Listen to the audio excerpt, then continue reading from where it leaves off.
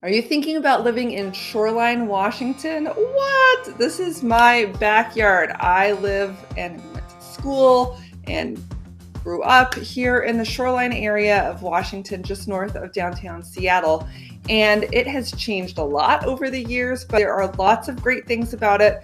And there are a few like real dicey things, situations, areas that I'm going to share with you just so you can have your eyes open as far as what you're going to get into if you decide to move to Shoreline, Washington. I'm a local real estate agent here. I want everybody to find their happy place when they move to the Seattle area. And so the goal of this channel is to help you find and identify a place you're going to love to live. But everybody has their own personality. All the little parts of towns and suburbs have their own personality. So we dive into that on the channel. If you want to shortcut the process, give me a call. And just like, I don't know, Dr. Fraser Crane, I'm listening. I will listen to you and help you kind of parse it down a little further if you want the shortcut track there. So that being said, let's jump in.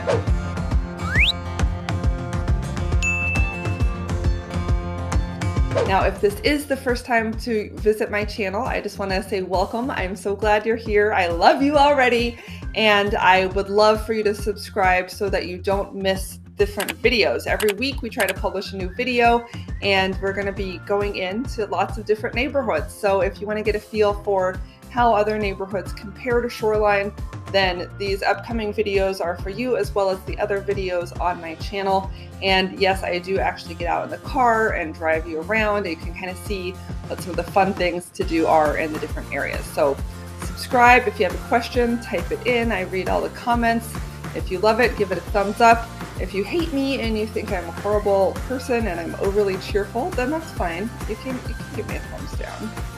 But I'd prefer this. So anyway, yes, Shoreline, let's get you oriented. So Shoreline is kind of the first stop north on I-5 after you cross out of the city of Seattle. So for many people who don't want to live in the city limits for whatever reason, typically, well, are we going to get political right off the bat? So there's a little bit more homelessness and drug use, a little bit different, police enforcement, that type of thing, different school districts. So a lot of people want to come north out of the city, and the horizontal street, east-west street, I-5 runs north-south. So you're coming north, and once you hit 145th here, boom, you're scot-free, you're in Shoreline. And Shoreline does span across pretty much the whole area from Puget Sound, which is our saltwater on the west, to Lake Washington. It actually does switch into Lake Forest Park, which is where I live.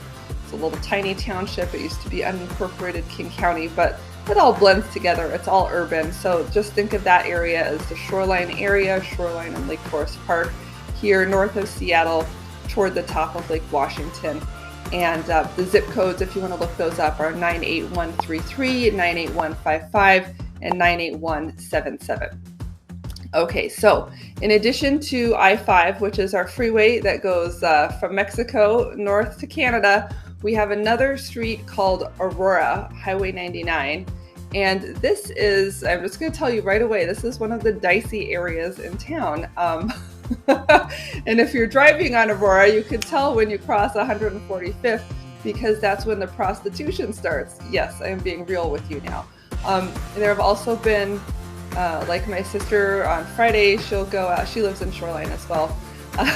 She went out to the Thai food restaurant that was in the big shopping center, along with the Home Depot and the Costco and that type of a thing. And unfortunately, the Thai food restaurant had gotten, like, someone came by and stole all their money, basically. What's that called? A holdup, And someone came and stole their money, and then I think they got away on the bus. So, and it sounded like it wasn't the first time. So there is a lot of bus traffic on Highway 99. There are people like running across the street at night trying to like not walk down the long block to the light. So my husband, when he used to drive to work on the bus and he would be commuting in the dark, he would like say, I couldn't see these people. They were running across the street. So Aurora itself is just not the nicest part of town. I would say it's the least nice part of Shoreline. So as you're looking at a map and you're trying to decide where to live in Shoreline, just remember that you want to be as many blocks off of Aurora as you can be. And my sister actually lives a few blocks off Aurora toward Richmond Beach, and she finds that to be really nice. She's in one of the, a neighborhood with twists and turns and hills and rivers and gullies and things like that. So once you have hills and twists and turns, it's a lot less likely that you're just going to get people wandering off of Aurora, coming there to steal your packages and make trouble and that type of a thing. So actually, if you go further west from Aurora, maybe around 185th, remember Seattle stops at 145th, go north around 160th, we have Shoreline Community College, which is a big campus. They've got baseball fields and parks and things adjacent to that. They put on college shows that are nice. If you like to go to the theater on the cheap, you can see some performances there. And then if you go further north to 175th, you've got the Shoreline Library, which is amazing. I used to go there all the time. They have a relatively new building, and that's a lot of fun to visit. They have a great kids section. You can check out a lot of things online, hang out and use the computers, reference. Anyway, not enough parking, but other than that, it's a great library.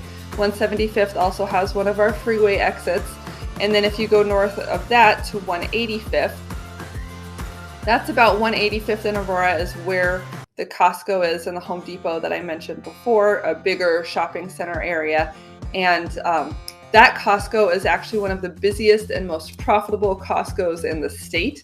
So that's been a huge success and brings a lot of traffic to that area. I don't know, you probably know all about Costco, so I won't talk about how much you can get, samples and all of the garden center plants are so affordable. Anyway, we all have our things we love at Costco, right? But so if you go west from there, about 185th, you'll get into a part of Shoreline that is adjacent to the salt water. It's called Richmond Beach. There's a beautiful park out there where you can go down, and they have, what are they called, like wildlife interpreters, oceanographers, people from the aquarium who at certain times of the year, like in the summer at low tide, every couple of weeks they'll schedule some sort of a wildlife walk, and the little kids can come out and find crabs and sea urchins, and then they'll tell you, oh, this was the octopus and that's endangered and we don't usually find these, or whatever it is.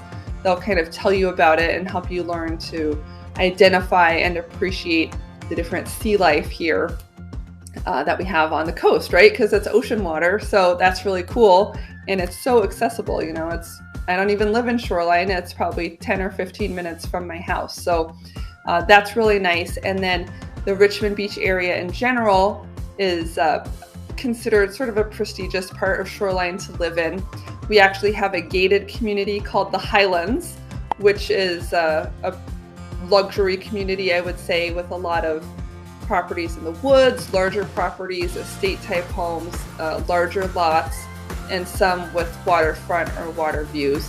There's also another kind of similar but not gated luxury community called Innis Arden, which is along the Shoreline area as well, and they have a lot of great views out to the water. They have a pool and a tennis club. There's a homeowners association involved, but those are some of the nice luxury communities in Shoreline.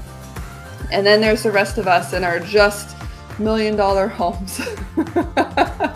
Maybe if you're up to like, $1.5 million, you're kind of crossing over into the luxury price point, but the median home prices in Shoreline now are about $750,000, $800,000, and that includes like condos and smaller residences. A lot of those $800,000 homes are going to be like 2,000 square foot split levels. So I hesitate to call them luxury, but that is kind of the price point here, and that's also what you should expect if you decide to move to the area.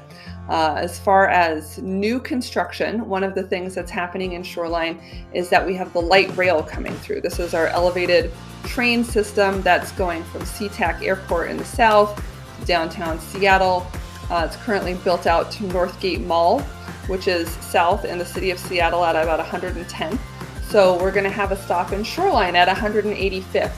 And whenever they bring in a light rail like this, the stop is they want a lot of people to live within a walking distance of this bus stop or train stop. So all around this area, they have changed the zoning to be higher density, which means now we're seeing more apartment buildings, townhomes. We're trying to squeeze more people into these areas so that we can have a critical mass there to walk to these light rail stops. What else do we have? There's a great store called the Central Market. It's a grocery store. It's kind of like a Trader Joe's, but it's awfully big. And my husband calls it the party store. That's where he goes to get things like fancy coffee, fancy wine, just treats and unusual foods for parties. They have sushi there. They have these cool like cake decorations. You could buy a gingerbread house in the shape of a house with a just sold sign on it. And that would be, I always thought, like a cool realtor gift that I should give someone if they close their house in Christmas time. They make sandwiches. They sometimes are making tortillas and other things like live with a machine. They have all these natural products like machines that grind up peanuts for peanut butter, almonds for almond butter. They have homemade soaps and lotions. And one of the things I love is taking the kids there to the fish tanks, right in the seafood section. They have a lot of live shellfish. So they have live crabs, live lobsters, live oysters, live clams, and they're all in the tanks. And sometimes they're like trying to climb and get out. So the kids get a real kick out of that, let me tell you.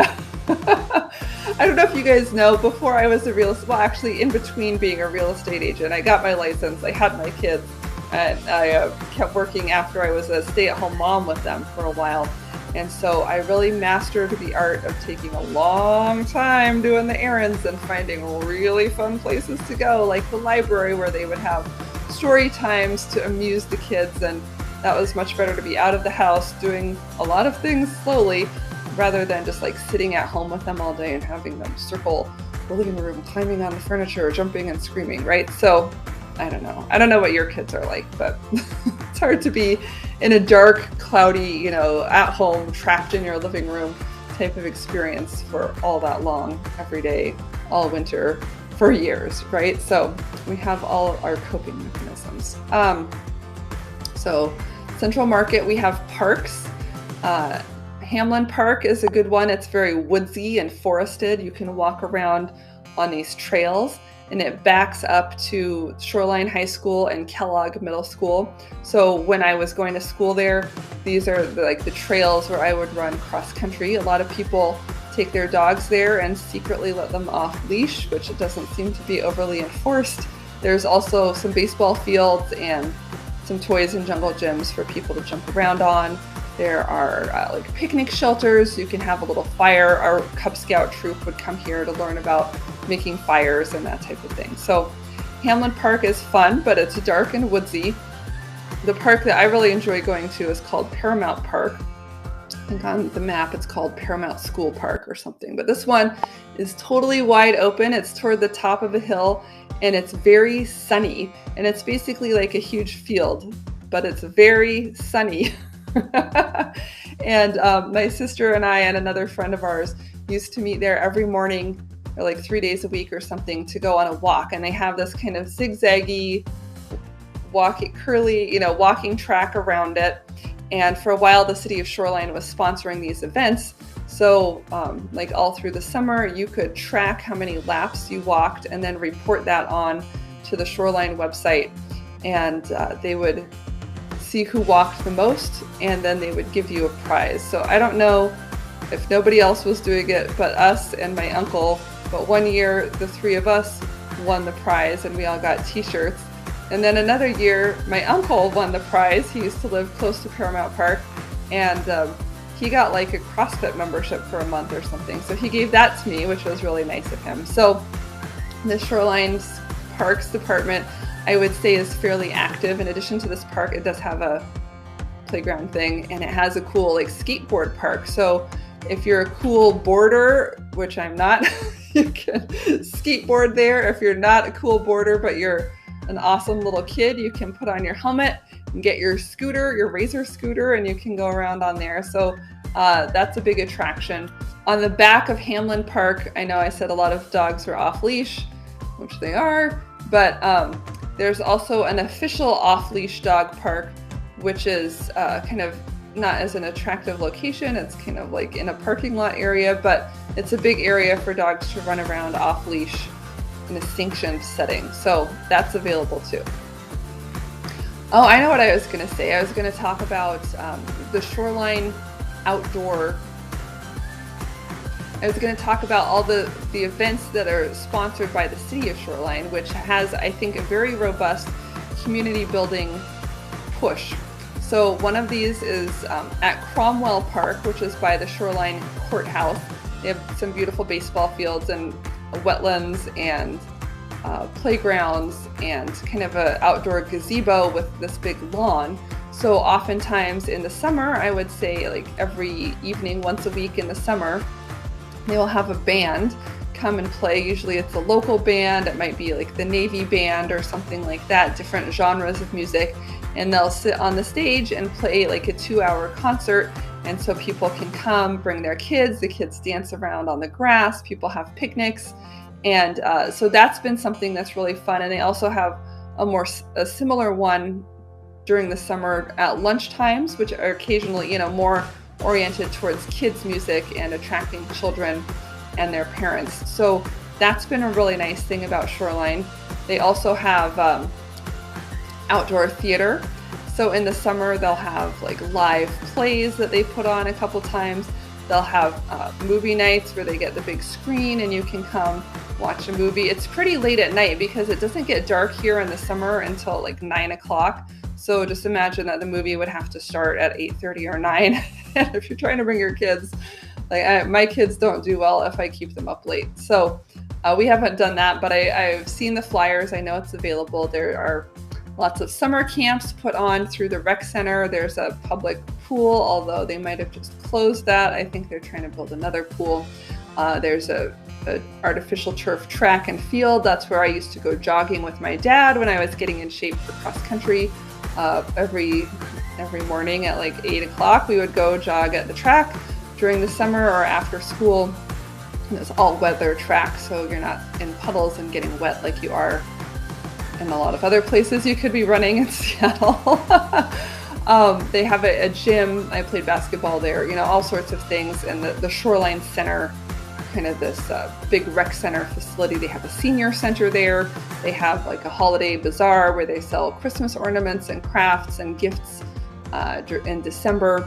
So that's kind of a hub of offices and Shoreline city-owned property that hosts a variety of these community outreach types of activities. A lot of people wonder about the schools. Shoreline schools are thought to be very good. At least when I was growing up, that was always how they were thought of. I think when I look at the greatschools.org, their scores are somewhat lower than I would have thought. I think it's 7, 6, that kind of a range. So they do have AP classes, they have special needs classes, they have probably about 2,000 students at the high school. They've just remodeled all of the buildings. What else was I going to say? They have like cheer, hip hop classes, chess club, football, baseball, all the sports. So the schools, I think overall are very well funded. The buildings are excellent. They just remodeled the high school. Shorecrest and Shoreline are new facilities. They just remodeled the middle schools. A lot of the elementary schools are, like I went to Brookside 40 years ago and now it's a different building altogether. But so it has been remodeled in the last 40 years, but maybe that took place, 20 years ago, 30 years ago now. I don't know how old I am, but it's been a while, but they are not like these horribly old, broken down buildings. And I think the buildings that they have remodeled were actually perfectly adequate before. So they do put money back into the schools and, the results maybe are a little bit of a mixed bag, but they are at least putting your tax dollars to work in a visible way there with very nice facilities and a lot of different programs. The people in Shoreline, I would say, are a lot of families live here because of the school districts and the proximity to Seattle. A lot of people here are commuting into the city in order to, they hop on I-5, they drive downtown, it's a half an hour or so. It's rush hour, it's maybe 45 minutes depending on what time of day you're leaving and whether you're taking the bus. But we have very good access to downtown Seattle, and we have a lot of 1- and 2-parent working families in this area. So the kids programs are pretty extensive and pretty high quality, but it doesn't have a feeling of being especially posh. You will meet lots of people who work at Amazon if you take your kids to the park. There's a big family of 70,000 of us who have people working at Amazon. You'll see a lot of Teslas when you're driving around. So, I mean, there's definitely money in the area, but it's a mixed bag as far as the people. Like my parents, I look outside, I see their house. They've lived here since the 1970s. And a lot of people who have rooted here. I'm selling a house next week that the lady has lived in, for 30 or 40 years. Same thing, move to the area, have kids, raise them up, and just stay in the house. So there are a lot of people like that, and they may or may not have had like the money to build on or improve their house over time. So we even will see like some older and dilapidated homes in the Shoreline area, but at the same time, the house next door might be selling for $1 million. And so the new family who comes in is potentially at a very different like socioeconomic strata from the person that bought the house for $40,000 30 years ago, right? So just to be aware of that dynamic, it's not like a uniform swath of new construction that everybody bought, in the last 5 years, and they're all at the same price point and the same point in life. There's a lot of diversity in our community, and for the most part, I think people really embrace that. There's not a big sense of judginess or, we all recognize that we're all different and diverse, and it's okay with that. But at the same time, if you're the type of person that likes to see cookie cutter houses where everyone's lawn is green and mowed, you may not get that here. There might be the old guy in the overgrown lawn who is not able to like take care of and update his home next to these other like nicer ones. So kind of in this area, you get what you get. You pay the price to come in, cost of entry, and then you help your neighbors out if you can, but you just recognize that what you see is what you get. There's sort of a diversity in the appearance of the homes, the upkeep of the homes. Overall, I would say people in Shoreline love their dogs. They love their yards and gardening. There's a lot of gardening here, and if you don't have enough space for sun, you might have a shady lot. If you don't have the right spot for a garden in your house, there are actually like community gardens where you can go and rent from the city for 1 year a garden plot in a park or something, so you can go have that experience of planting seeds in the ground and having things grow, and it's nice and manageable. Water is included. You can have meet other gardeners out there, and the only problem is it's like in public, so if you have people who really want to eat your crops, they could steal something from you. But I don't know how many like carrot thieves there really are on the prowl at Shoreline. Maybe some of your cherry tomatoes will go. So, you gotta stay on top of those things. But overall, I would say Shoreline is a great community, friendly, lots of resources, great commute into Seattle, a little bit longer commute into Bellevue. It's not the perfect place for getting into Bellevue, but you can get there by going over the top of the lake and onto 405 or south on I-5 and across 520, which is now a toll bridge. So you do have some options. You can certainly access both sides, but it's best for people who are working in Seattle. So if you have any other questions about Shoreline, put them in the comments below.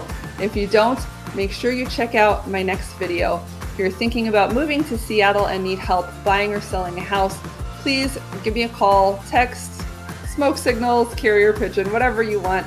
I'm here to help you. My name again is Emily Cressy, and I hope you have an awesome day.